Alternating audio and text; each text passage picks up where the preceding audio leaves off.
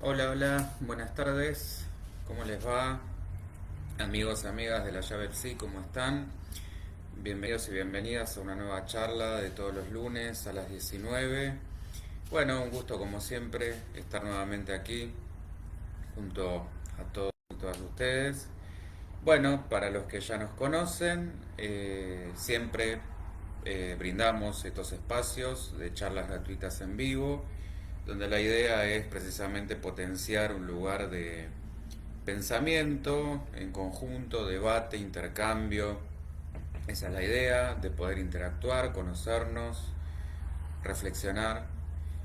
Así que eh, están, por supuesto, más que invitados a participar, preguntar, comentar, siempre con respeto. Esa es la idea, que podamos todos nutrirnos y eh, vernos absolutamente libres de poder expresarnos. Búsquennos, estamos en todas las redes, Facebook, Instagram, Twitter, nuestro canal de YouTube.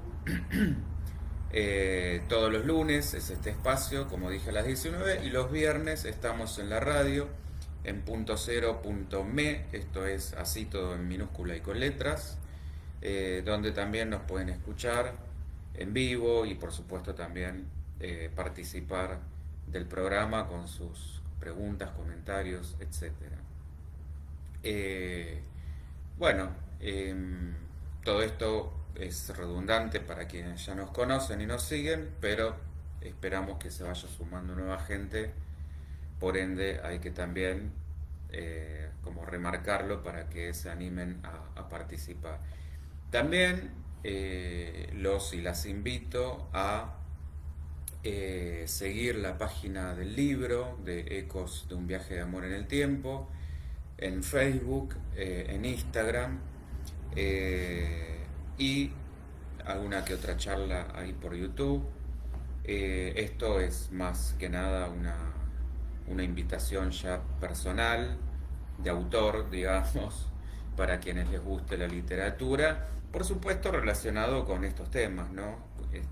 Con psicología, con esta visión múltiple que siempre procuramos, y muchas otras áreas, por eso lo múltiple, filosofía, metafísica, este abordaje biopsicosocial espiritual que siempre comentamos. Bueno, eso también es un poco de lo que va esa obra.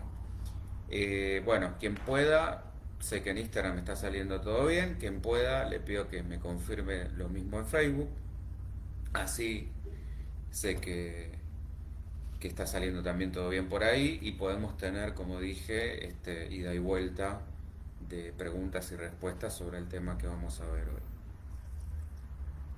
Bueno, la cuestión de hoy es, vamos a hablar de traumas, y como siempre lo solemos hacer, no solamente nos vamos a quedar en la visión clásica psicoanalítica. Hola Miriam, gracias, ¿cómo estás?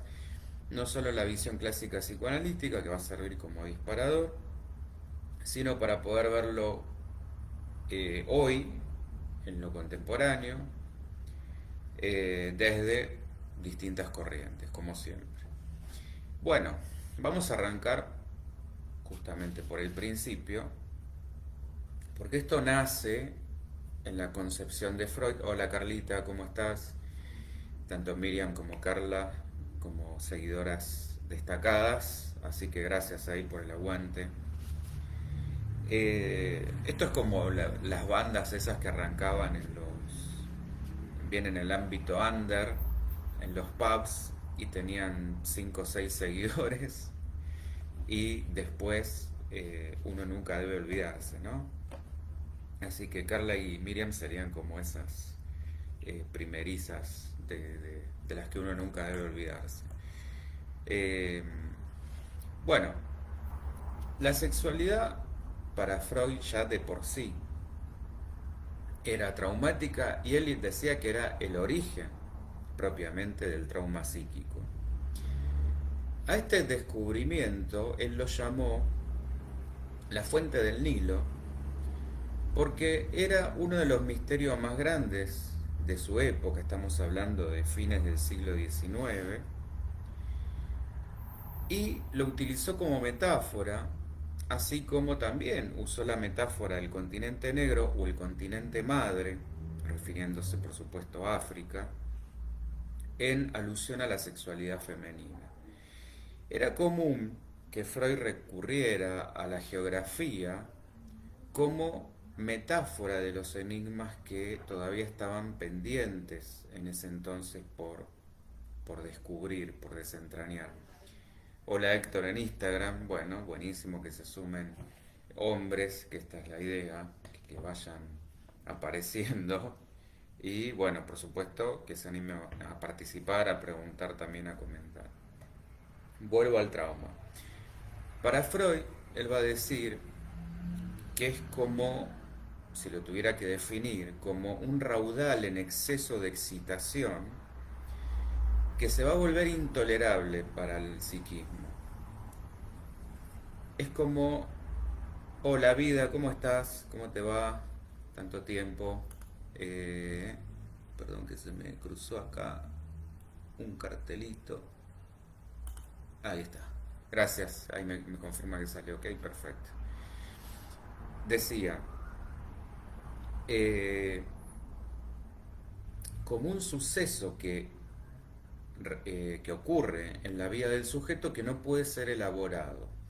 Y como la psiquis no puede descargar todo ese caudal de excitación y no lo puede controlar, termina decantando en diferentes síntomas y patologías.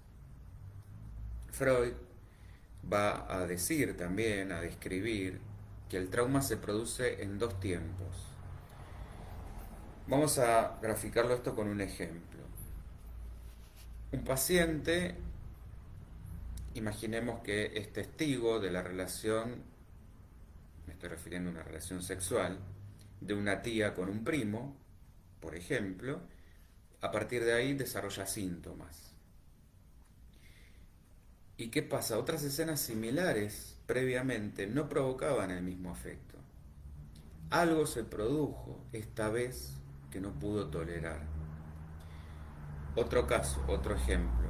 Muere alguien cercano de otro paciente y la persona,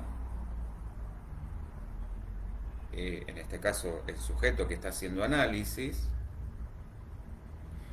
siente una atracción, o sentía, mejor dicho, una atracción por la pareja de esa persona cercana que muere.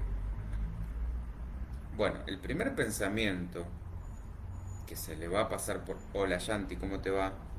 El primer pensamiento que se le puede pasar por la cabeza, perdón, no por la persona que muere, sino justamente eh, por esta persona. A ver, vamos a darlo para que no se confunda. Por ejemplo, eh, digamos que se siente una atracción por la pareja de un hermano. Bueno, fallece por algún motivo este hermano y el primer pensamiento que se pasa por la cabeza es que ya estaría libre esta persona para poder estar con ella, que por supuesto es enseguida rechazado desde lo consciente. Y en este caso también van a aparecer síntomas. En otras palabras, estos eventos no solamente son traumáticos porque van a evocar una emocionalidad muy intensa, sino porque hay también otra emocionalidad tan intensa que va a ejercer una fuerza opuesta, el deseo por la pareja del otro, que va como contra la moral y el respeto por la persona cercana, ya sea un familiar o un amigo.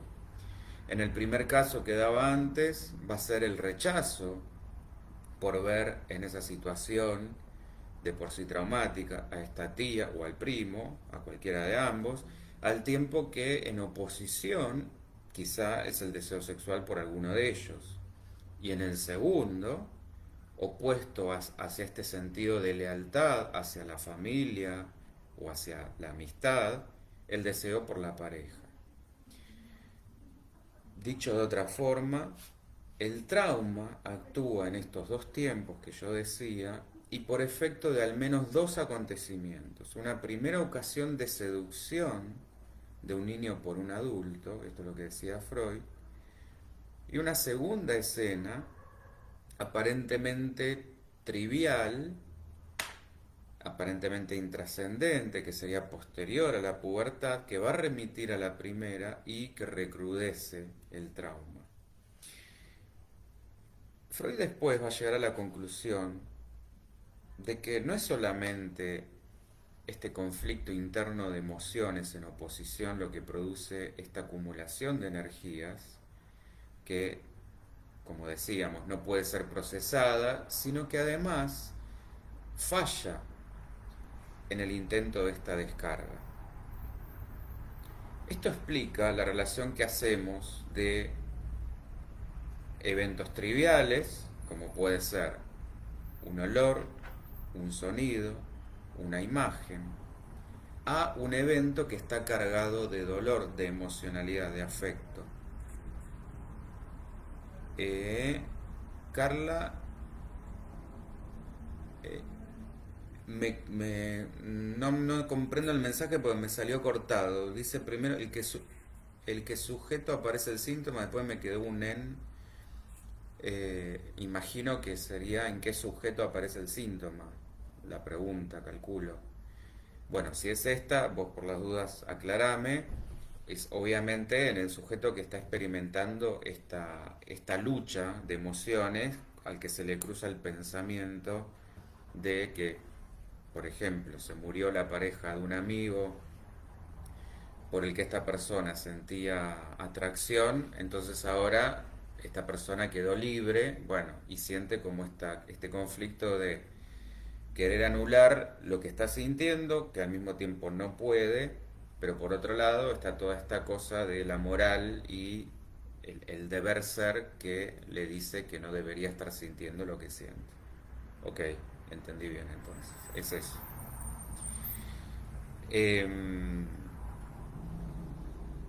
Bueno, digamos que para Freud el trauma no es el resultado de un solo incidente, por muy terrible que haya sido, sino al menos dos que están en conflicto, esto que veíamos. Por eso dice que se dan dos tiempos. Y el sujeto de alguna manera se las arregló, entre comillas, con ese conflicto, desterrándolo al inconsciente.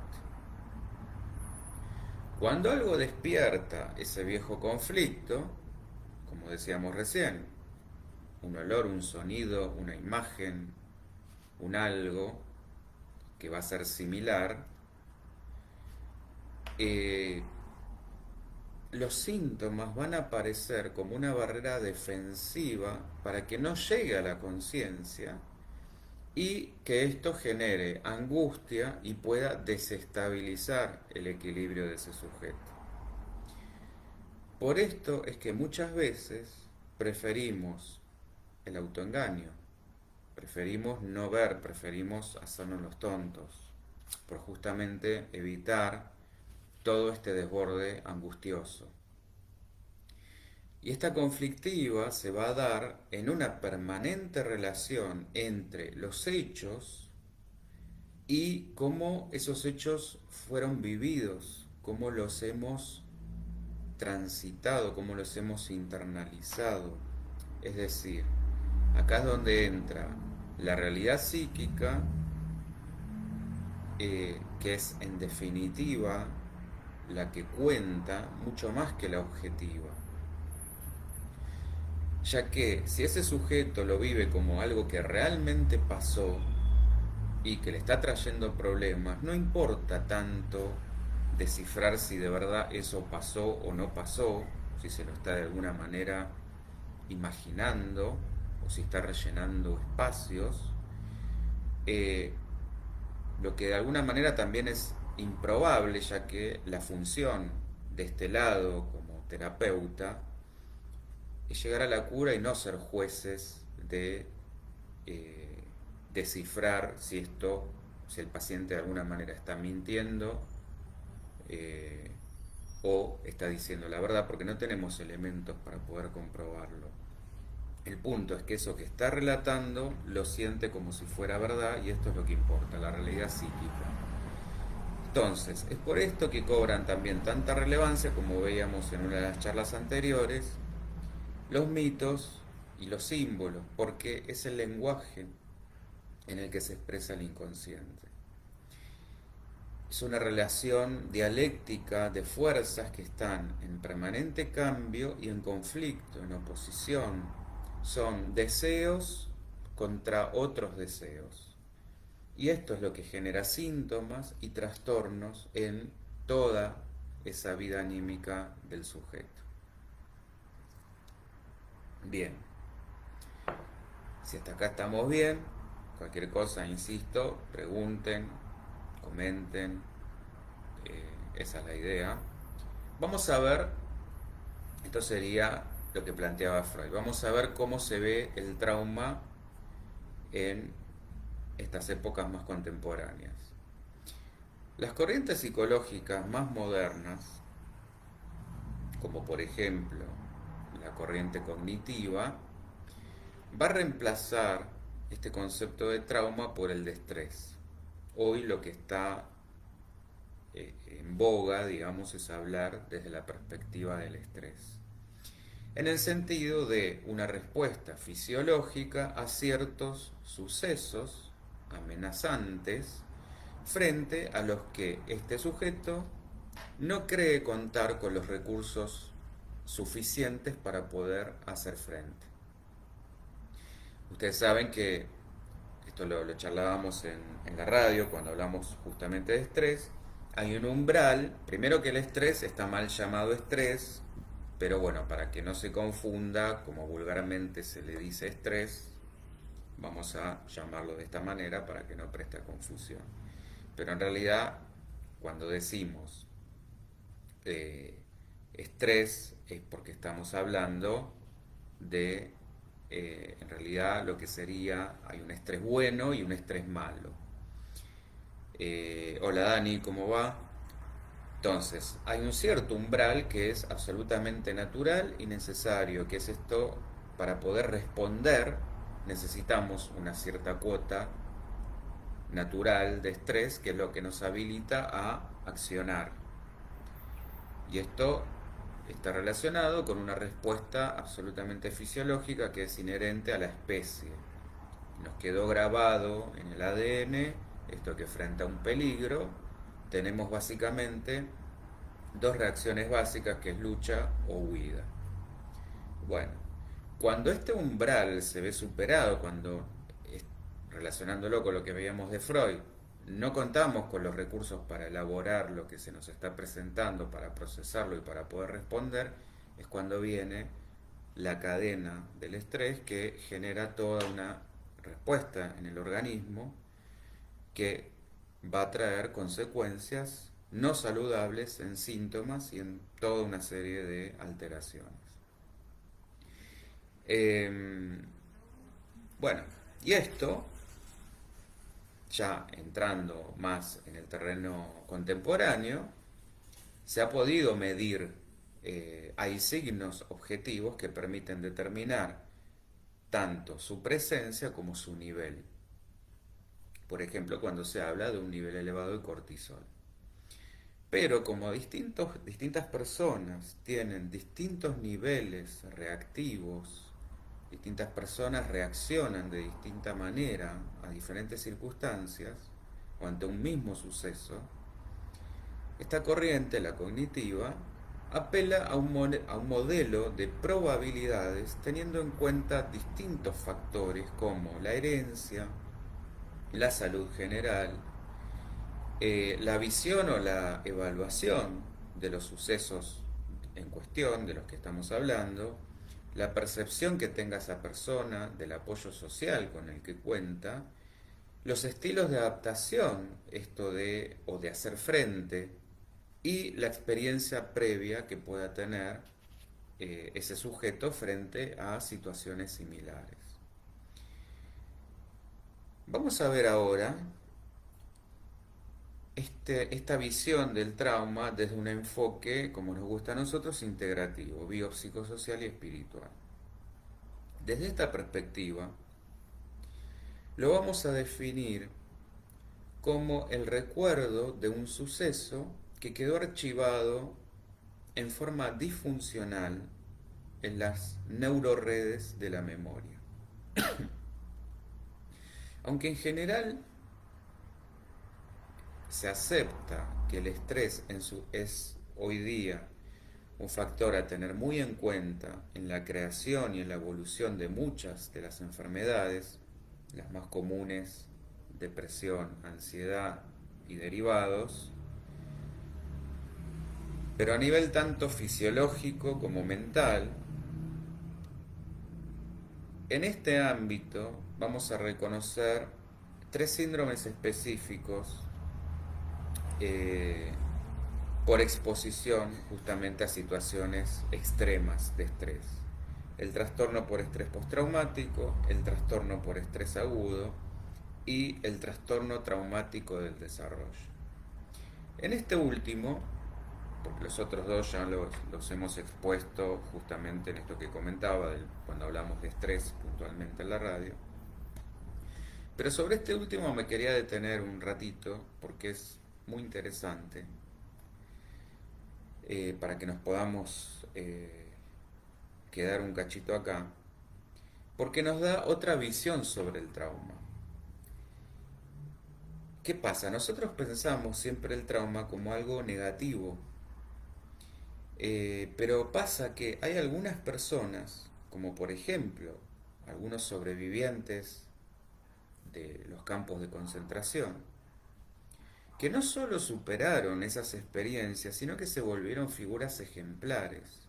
Bueno, uno de los casos del que también hemos hablado, uno de los casos más relevantes es Viktor Frankl, que fue el que desarrolló la logoterapia, que podríamos definir como eh, la búsqueda de sentido, que justamente perdió a toda su familia en un campo de exterminio y de un evento tan trágico como ese, de la que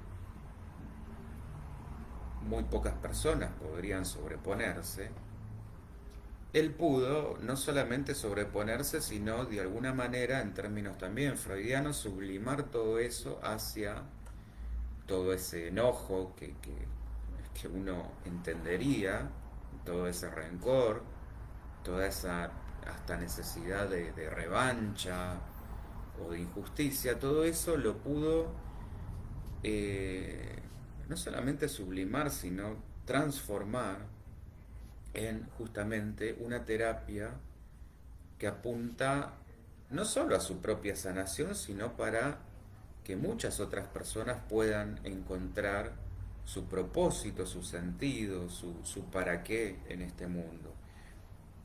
Y yo, ya que hablábamos de depresión y ansiedad, bueno, estos son los males de nuestra época, los más importantes, que tienen mucho que ver con esta sensación con esta angustia existencial de no saber para qué estamos acá. Bueno, este crecimiento postraumático pareciera deberse a cambios en que la persona, o mejor dicho, en la manera en que la persona se concibe a sí misma y en su relación con los demás. Y esto está acompañado en general de cambios muy profundos en cuestiones, como dije recién, existenciales, filosóficas, espirituales o religiosas.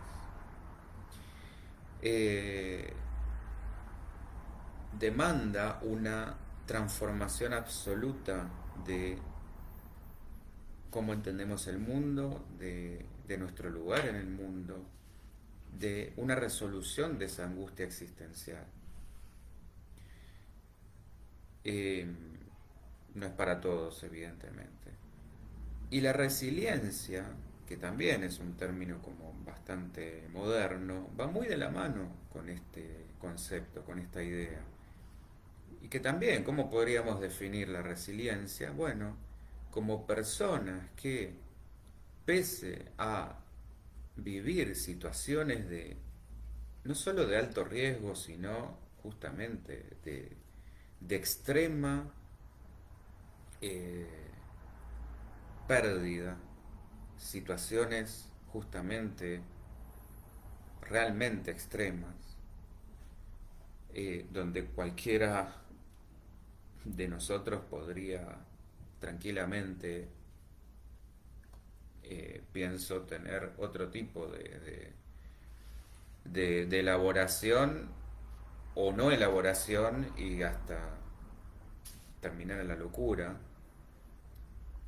Bueno, cómo estas personas, a pesar de estar en contacto con esas situaciones tan traumáticas, se desarrollan psicológicamente sanas y exitosas. Esto sería la resiliencia. Están muy calladas y callados, anímense a preguntar cualquier cosa. O nada, comentar. Bueno, vuelvo al enfoque integral. Otra arista es la que nos trae la psicotraumatología, que esto es una especialización que integra la biología, las neurociencias, la fisiología y la psicología para este tipo de tratamientos. Y esta especialidad demostró también empíricamente ser como la más eficaz para el procesamiento de las memorias traumáticas y para la adaptación al sistema de procesamiento adaptativo de la información. Miriam, ¿qué elementos nos sirven para esa resiliencia? Bueno, está muy interesante lo que vos planteás, porque eh, esto, hay muchas cosas acá eh, que están en juego. Uno de los aspectos es esto que hablábamos de eh, la posibilidad de adaptarse y ser flexible. Es necesario también que haya autoconfianza, como una buena dosis, independencia, decisión, algo, una cuota de ingenio, de creatividad, perseverancia. Fíjense, el tema de la perseverancia es clave para lo que consideramos cualquier tipo de éxito. Si no cultivamos la perseverancia, de hecho, si nosotros nos tomáramos el trabajo de conocer las historias de los grandes genios de la humanidad, nos vamos a dar cuenta que no es que a la primera, a la segunda lograron lo que se proponían, sino que fue clave justamente el tolerar el proceso con cientos de fracasos, entre comillas, que no lo son. Fracaso es quien no intenta, quien no hace, pero que cualquier otro mortal hubiera bajado los brazos. Estas personas siguieron insistiendo y capaz que lo lograron al centésimo intento o hasta eh, a veces ya no estando entre nosotros o en sus últimos años de vida. Bueno, decía entonces, autoconfianza, independencia, decisión, ingenio, perseverancia, adaptabilidad, flexibilidad y diría aceptación de la vida con un sentimiento de esto que decíamos, ¿no? Un cierto sentimiento de paz, como una paz interna a pesar de la desgracia. Esta sería un poco como los elementos necesarios eh, para poder cultivar esta cuestión de la resiliencia. Eh, ¿qué sucede cuando ese entorno no lo tenemos ni tenemos fuerza para esa perseverancia? Bueno, eh, no todos, justamente, no todos cuentan con ese entorno. Por supuesto, esto es facilitador, pero muchas veces no está. Hay que cultivarlo, hay que construirlo.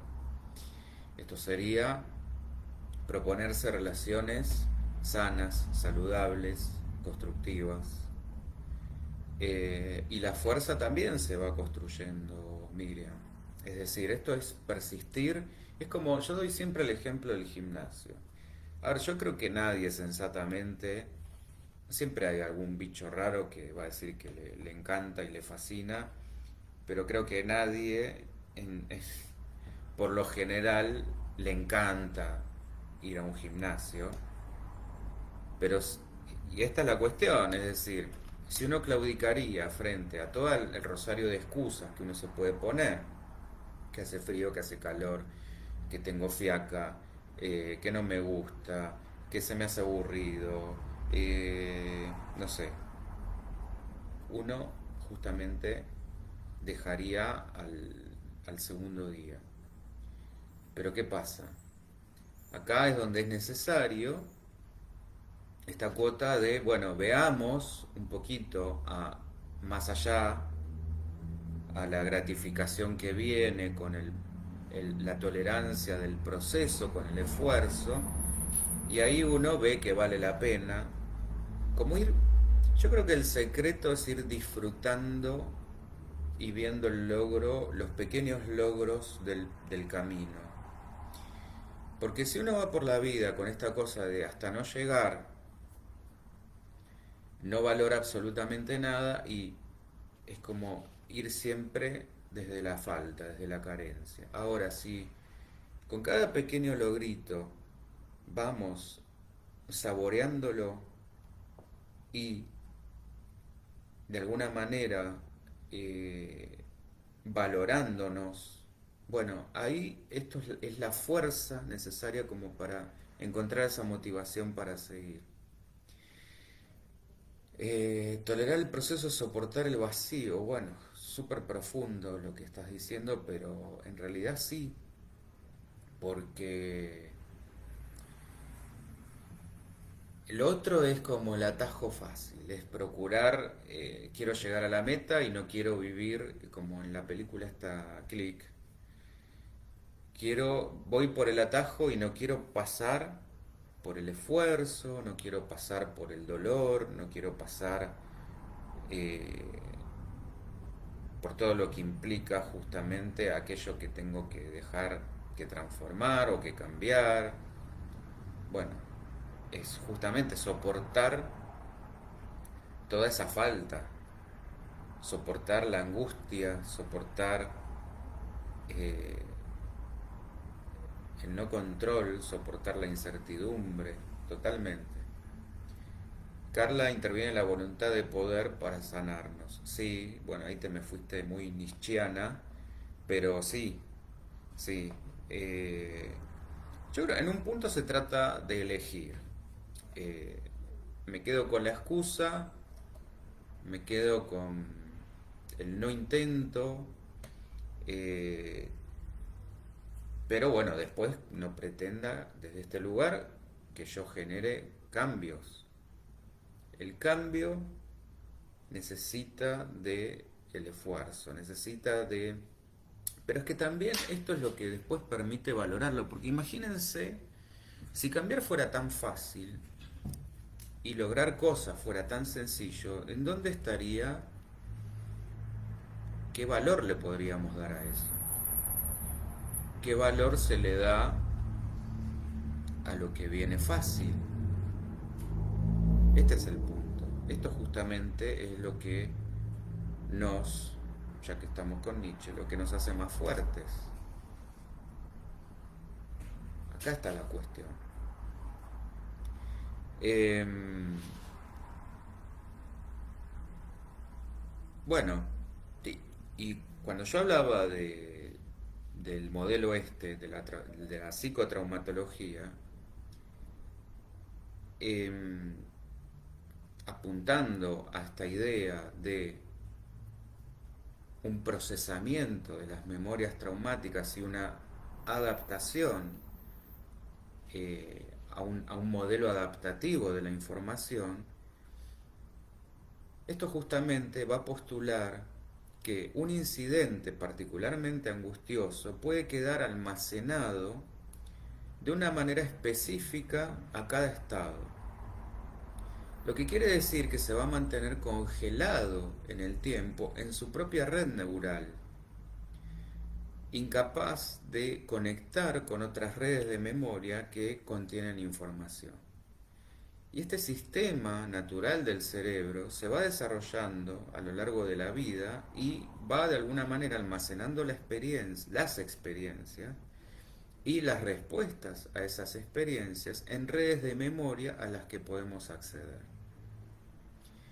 Y se van a convertir en aprendizajes neuronales. Entonces, ante un acontecimiento que deja una marca, que provoca un impacto, que deja una huella, que el cerebro no puede asimilar, ese sistema de procesamiento de la información se ve alterado y no puede conectar esa información que acaba de pasar con la información más adaptativa que ya está almacenada en otras redes de esa persona.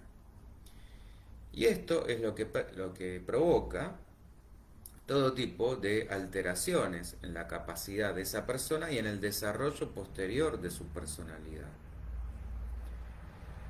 Ahora, si vamos a los manuales psiquiátricos, ¿qué pasa acá? Vamos a definir al trauma como una herida psicológica provocada por situaciones altamente estresantes, con graves amenazas a la vida o a la integridad física, ya sea hacia la propia persona o personas cercanas.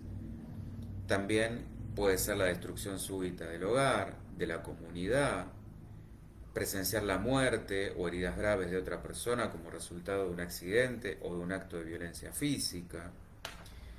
En esto, entre lo más común, podemos enumerar acoso, hostigamiento, abuso físico, abuso psicológico o abuso sexual, agresión sexual, accidentes de tráfico, dar a luz, enfermedades que ponen en riesgo la vida, la pérdida repentina de un ser querido, ser atacado, sufrir un secuestro, actos de terrorismo, desastres naturales o la guerra. O sea que fíjense que de distintos lugares estamos hablando más o menos de lo mismo, esto de situaciones muy estresantes con las cuales no tengo recursos, heridas psicológicas que la psiquis no puede de alguna manera procesar. También son pasibles de serlo en una menor medida, por supuesto, cirugías, caídas, un castigo, enfermedades graves, desprotección, humillaciones, cambio de roles en la familia, migración a otras ciudades o países. Todo esto también puede ser vivido como traumático. Carla, ¿qué papel interviene la fantasía en el trauma? Bueno, totalmente. Esto que yo decía antes, es la realidad psíquica, no la realidad objetiva. De hecho, con estos últimos ejemplos que di, como vemos, no es tanto el evento en sí, porque alguien me podría decir, che, dale, un cambio de rol en la familia. Y sí, para una persona, acuérdense, esto no es lo mismo para todos, no son los mismos umbrales de estrés. Entonces, para lo que alguien puede ser una cuestión menor, para otro puede ser algo gravísimo. Estamos hablando de un tipo que le mataron a toda su familia en un campo de concentración. Bueno, alguien podría decir, eso sí, es un evento realmente traumático, y no una cuestión de, no sé, una caída o una cirugía. Bueno, así como hay distintos umbrales al dolor, hay distintos umbrales frente a lo que para una persona pueda ser considerado traumático o no. Eh, entonces, no es el evento en sí, sino que el efecto va a depender de cada persona y sus circunstancias, como esto que veíamos con la realidad objetiva y la realidad psíquica. Miriam, por eso Carla, también relacionándolo con lo que veíamos en otras las charlas, con esto de la simbología y y los mitos y mitología, y justamente por eso son tan importantes. Es lo que ha quedado y el idioma en el que se expresa el inconsciente. Miriam, son situaciones límite y aún más si desde pequeños no tenemos la estructura suficiente para soportarlos. Bueno, ahí está la cuestión. A veces no son situaciones tan límite, pero es fundamental esto. Cómo hemos ido desarrollando esa estructura desde la primerísima infancia. Si he tenido todos estos condimentos los que hablábamos.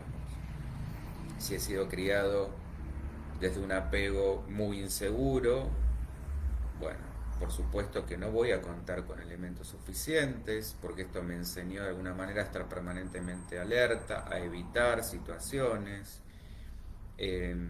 Sí, he experimentado continuamente violencia, con lo cual obviamente voy a tener miedo, miedos exagerados frente a todo.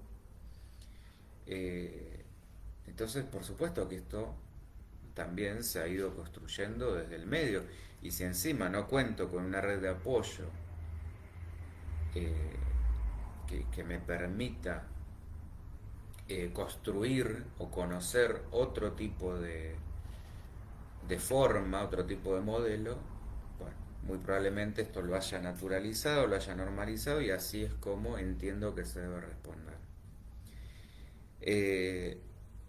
Y hoy por hoy tampoco tenemos que descartar la influencia del consumo problemático de sustancias con efectos psicoactivos.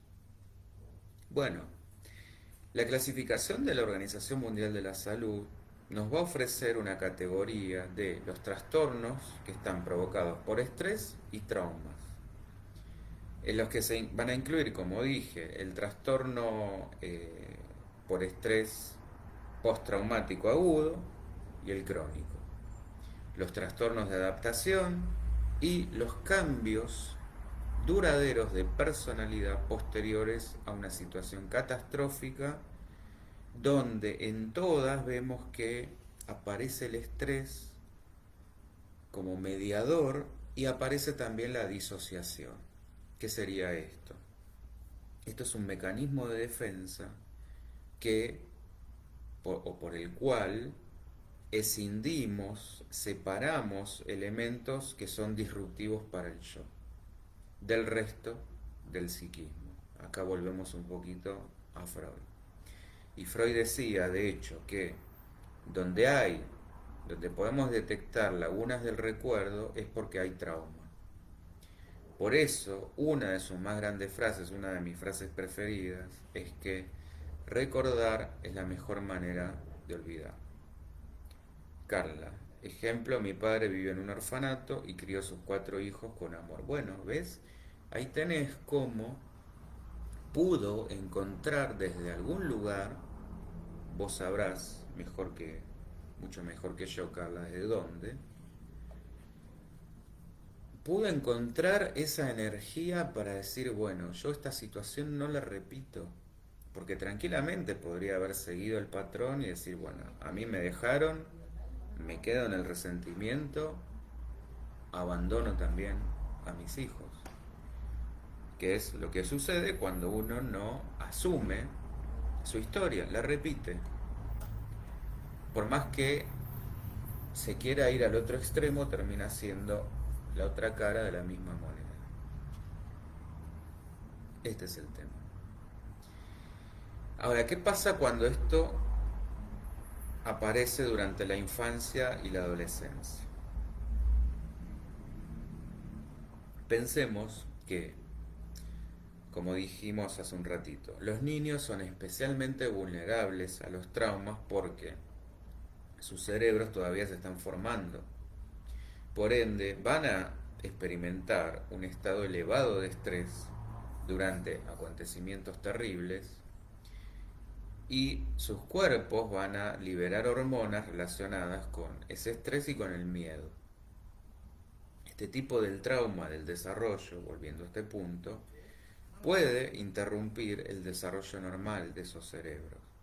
Y como resultado, el trauma, especialmente cuando es continuado, puede afectar significativamente el desarrollo emocional, la salud mental, la salud física y el comportamiento a largo plazo.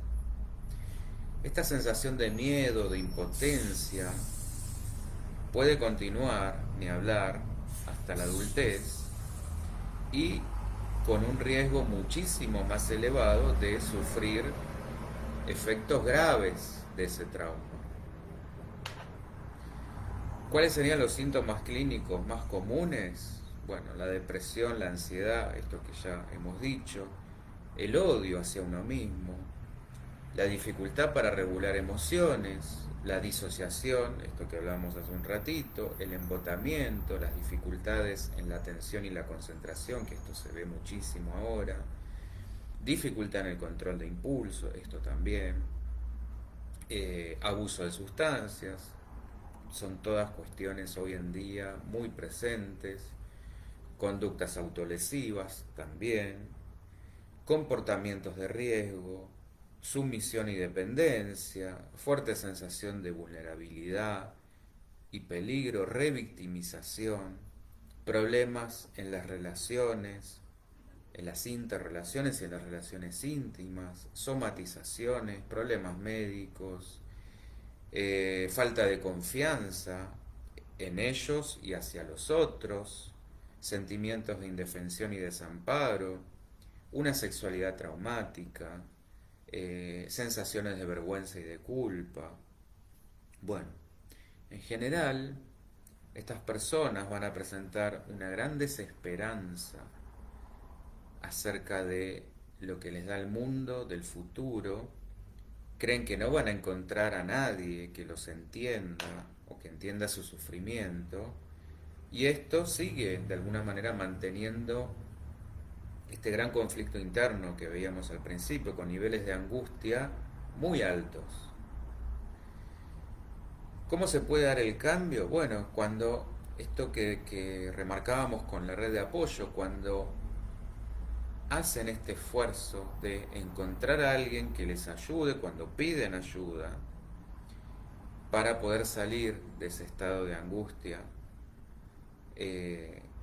y de esta sensación de absoluta desesperanza, de absoluto desamparo. El que puedan expresar, sobre todo, a expresar esos sentimientos, a sacarlos, de alguna manera, va evitando que entren en esta rumiación obsesiva o los cambios fisiológicos que generan la cadena del estrés. Es por eso que la falta de personas cercanas de confianza aumenta radicalmente el riesgo en la aparición de episodios depresivos graves o ansiosos en estas personas que están como muy vulnerables. En general, los síntomas del trauma pueden pasar de leves a severos.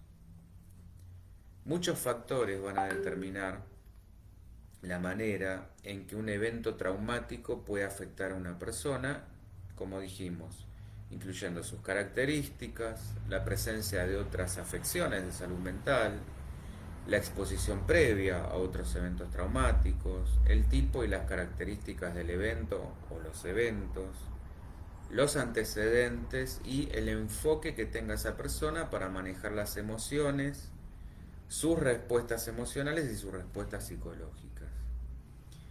Una persona que ha experimentado un trauma puede sentir, y esto es absolutamente normal, negación, ira, miedo, vergüenza, confusión, ansiedad, depresión, entumecimiento, culpa, desesperación, irritabilidad, dificultad para concentrarse, arranques emocionales, autoaislamiento o aislamiento de los demás.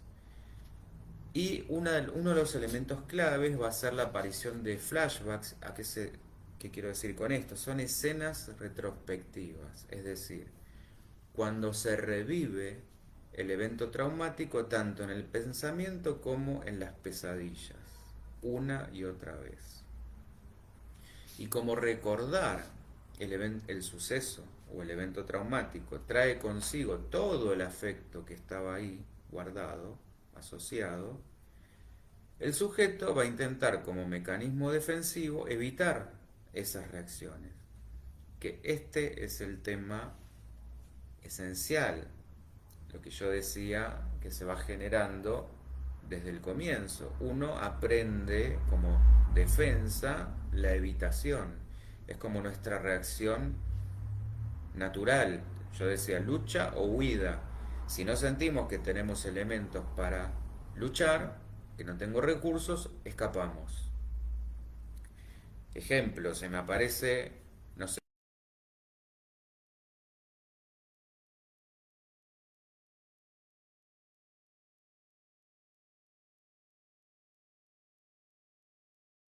levantarme y saber de qué manera abordarlo para que no me muerda, lo que hacemos es escaparnos. Este es el punto. ¿Qué pasa acá? Si esto yo después no lo expreso, ya sea en una terapia o de alguna manera, cada vez que se me cruce un perro grandote, vuelve, recrudece todo este evento traumático y lo que muy probablemente haga es salir corriendo de vuelta. En otras palabras, no he eh, solucionado nada, no he atravesado este terror hacia los perros grandes, sino que todo lo contrario, me vivo escapando. A ver, hay situaciones X en las que uno puede decir, la verdad, no sé, temor a cocodrilos. ¿Y cuál es la probabilidad que viviendo en una ciudad me cruce con un cocodrilo? Y salvo que vaya a un zoológico, difícil. Entonces ahí uno puede decir, esto la verdad no me interesa afrontarlo.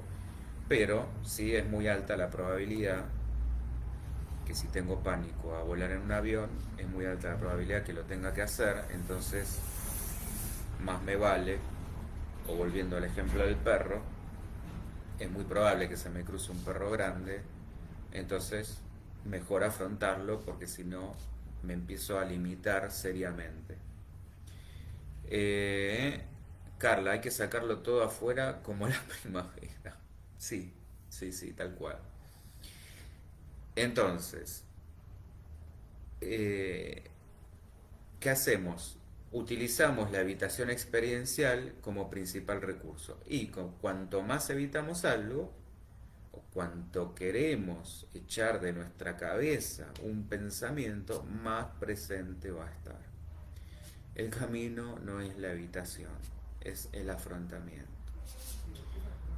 Esta evitación es la que genera este bucle incesante de recuerdos recurrentes que son los flashbacks, estas pesadillas que provocan una gran activación fisiológica, le hace estrés, y que no mejoran con el transcurso del tiempo, todo lo contrario.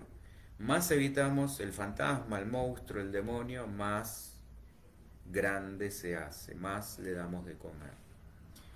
Entonces, junto con una reacción emocional, el trauma puede provocar síntomas físicos como dolores de cabeza, síntomas digestivos, fatiga, aceleración del ritmo cardíaco, sudoración, nervios, a veces hiperexcitación, que es esta sensación de estar en alerta constante, y esto por supuesto hace que sea muy difícil dormir, con lo cual le agregamos insomnio, le agregamos cansancio.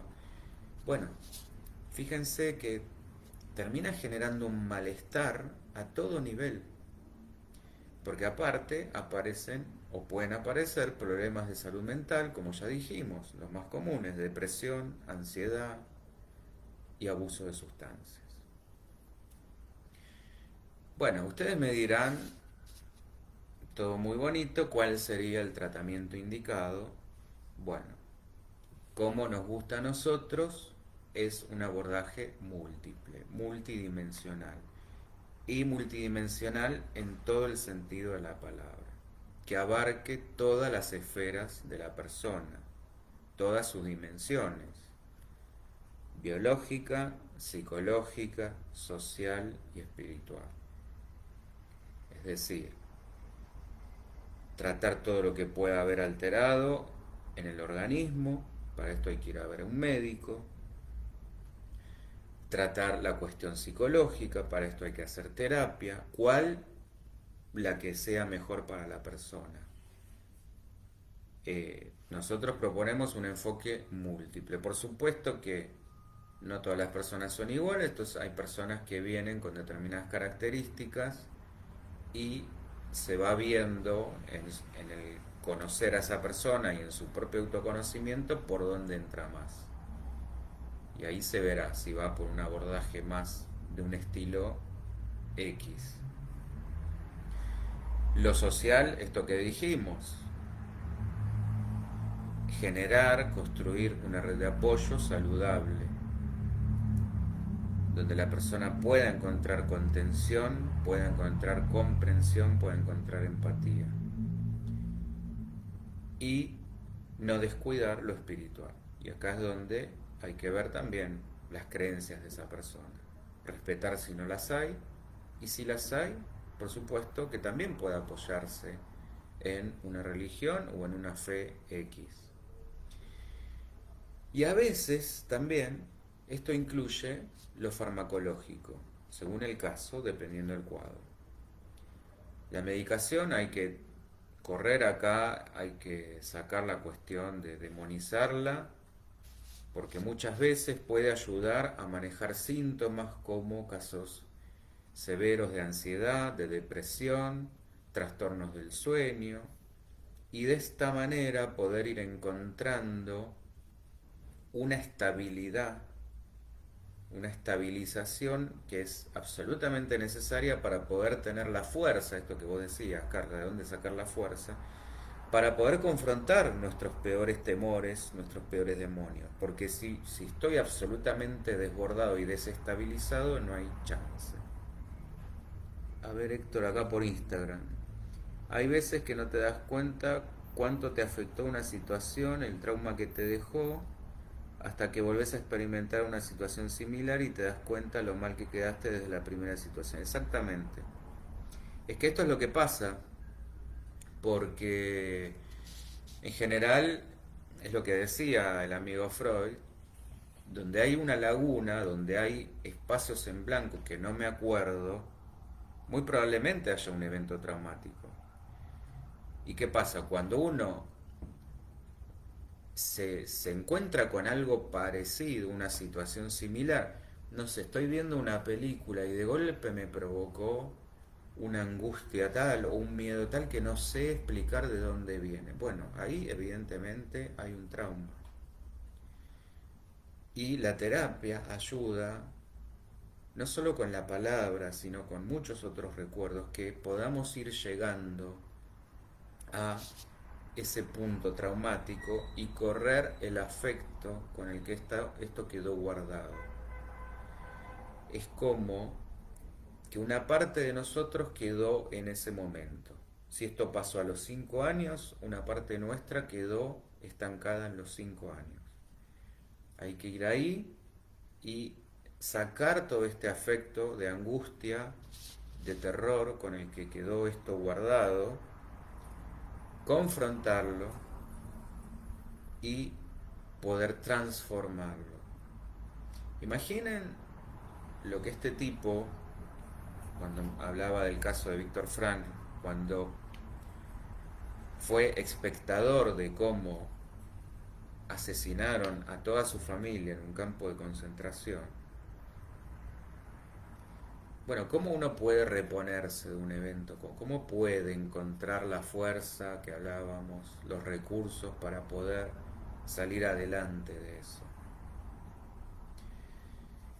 Bueno, las comparaciones son odiosas, por supuesto que espero que nadie tenga que llegar a un punto como ese. Eh, pero evidentemente, si alguien lo pudo hacer, encontró una manera, de nosotros va a depender que podamos encontrar la nuestra, que podamos encontrar en nosotros mismos esos recursos. Y a veces uno se sorprende de la fuerza interna que puede tener justamente al transitar por este tipo de situaciones. Eh, por supuesto que uno desearía que nadie las tuviera que vivir, este tipo de pruebas, como para poder demostrarse a sí mismo esta fuerza. Pero bueno, a veces las situaciones suceden, ya es otra cuestión que entendamos por qué suceden, mucho más profunda. Pero si suceden, bueno, algo tenemos que hacer con eso, algo se nos obliga a hacer con eso. Bueno, y Freud decía también, las emociones están para ser expresadas, esto que decía Carla, para poder sacarlas. Si yo esto me lo quedo, termina siendo síntoma y termina enfermando. Esta es la cuestión. Entonces, tengo que exorcizar de alguna manera esos demonios para poder transformarme, para poder crecer, para poder evolucionar. Este es el sentido del trauma y de encontrarle un para qué, como pudo hacer este hombre ante el asesinato de toda su familia.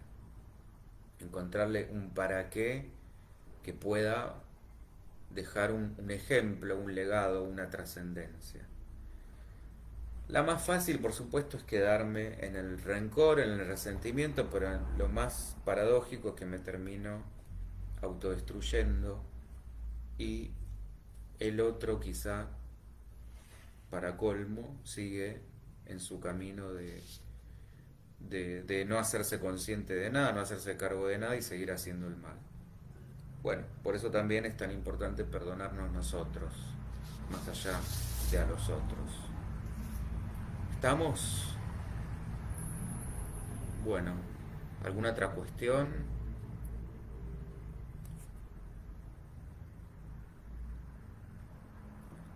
Hablen ahora o callen para siempre. No, hasta el lunes que viene, por lo menos. Bueno, bien. Eh, Mientras les voy contando que el viernes seguimos en la radio con la parte ya número 10 de sexualidad. Hemos batido todos los récords hablando de un mismo tema y todavía queda tela por cortar. Ahí también participen, pregunten, propongan temas, tanto para la radio como para acá, todo lo que quieran que hablemos. Y anímense a participar en la radio. Yo sé que no está la facilidad de estos vivos, pero simplemente es conectarse por internet a una página que es www.puntocero.me/tv, así todo en minúscula y con letras, y ahí nos siguen en vivo. Es todos los viernes a las 5 de la tarde, lindo horario, lindo día. Nos pueden seguir en vivo y hacer esta misma dinámica, preguntarnos o, si lo prefieren, directamente por WhatsApp al 11 3209 61998, como hace siempre Carla. Nos mandan ahí sus preguntas, opiniones, mensajes, lo que ustedes quieran.